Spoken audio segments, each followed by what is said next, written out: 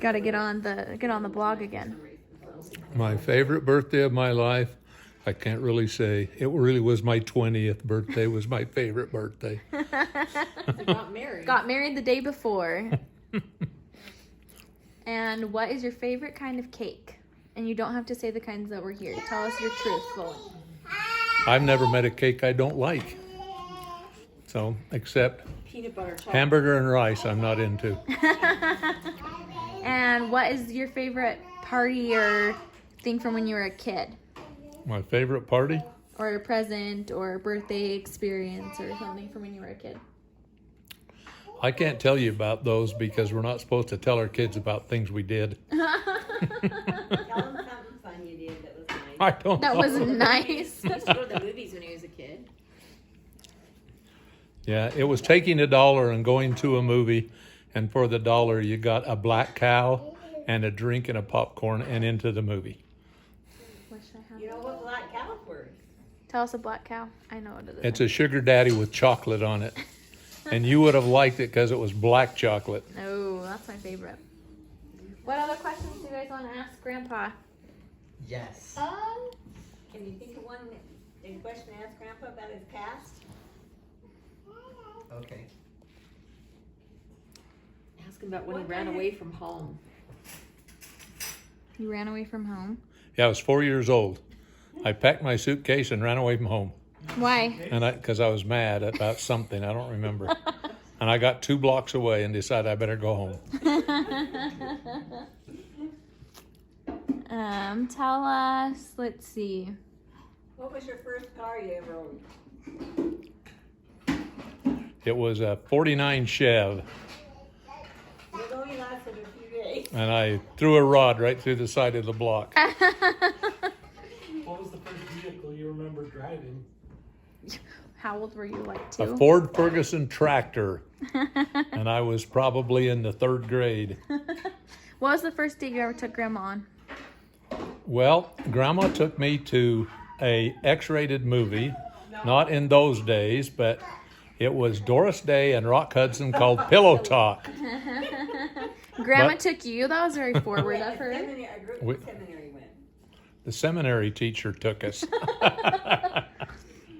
So, but you guys had known each other your whole life, though, right? Not really. We are. Yeah, take Grandma's picture. You guys should come over and sit by each other No, while we you're don't want to divulge all Let's this. just tell them what your mother and dad had relatives that were friends of my parents' family, or let's see, anyway.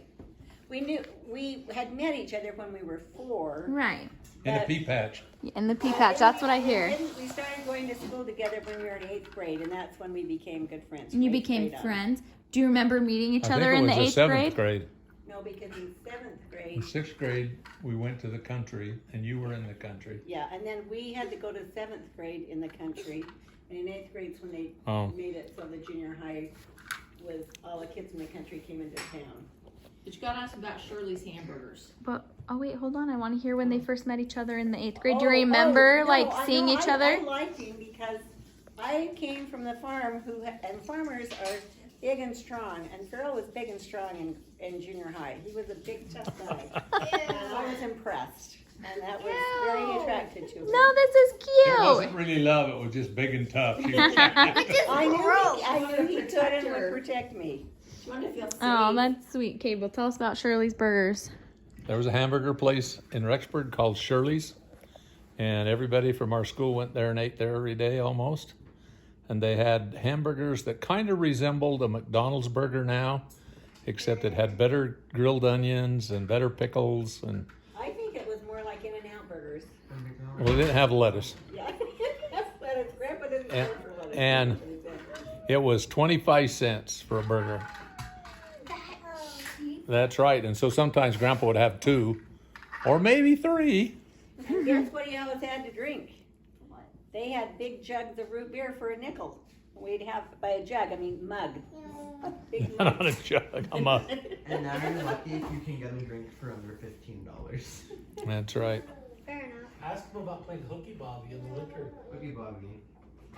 You know what a hooky bobby is, Mike? I don't even know what you're talking about, so. In Rexburg, where Grandpa grew up. the streets, when the snow would come, they never plowed the roads. People just drove on them. So after 2 or 3 snowstorms, the streets were just solid ice, like an ice skating rink. And so the boys, my friends would pick me up, we'd go out in the street, and a car would come by, and we'd grab onto in those days, the cars had bumpers you could get hold of. We'd grab hold of the bumper and ride the car until it went a direction we didn't want to go, and then we'd let go and slide to stop, and then we'd grab another car going the other way. Not dangerous. So I didn't have to walk. And that's how we got to school. Cars were going slower though. About 25 miles an hour. And it was. They weren't going 30 or 40 even. But you know what the danger of that was, Lindsay? Because those bumpers were made out of metal, they were really cold, and sometimes when you took hold of them with your glove and you let go, the glove stayed on there and your hand came out, and so you lost your glove. So your glove would be on the car and you'd wave goodbye to your glove. Explain to your You'd parents have where to your glove get- went. That just seems so dangerous. Kids sliding into cars and Do you sulking in the did you propose to Grandma, or did you just decide to get married? No, Grandpa did it the old-fashioned way. I proposed to her, and I went in and asked her father if I could marry Was he her. scary? No, Grandpa was never. Grandpa Grover, Karla's dad, was never scary to me. He's a great big dude, but he always treated me really nice. And so I went in and asked him if I could marry her, and he said, "Yeah." And then how did you ask Grandma though? Well, it wasn't any fancy thing like you and Randy out in the woods. We weren't in the woods. We were at the Capitol. I have to tell you that, well, you go ahead and tell maybe that part, but speaking of my father, the night we got engaged, I went running into the bedroom and I said, Farrell and I got engaged tonight, he gave me a ring. And my dad went, oh. He was in bed. He's a farmer. He needed a good night's sleep.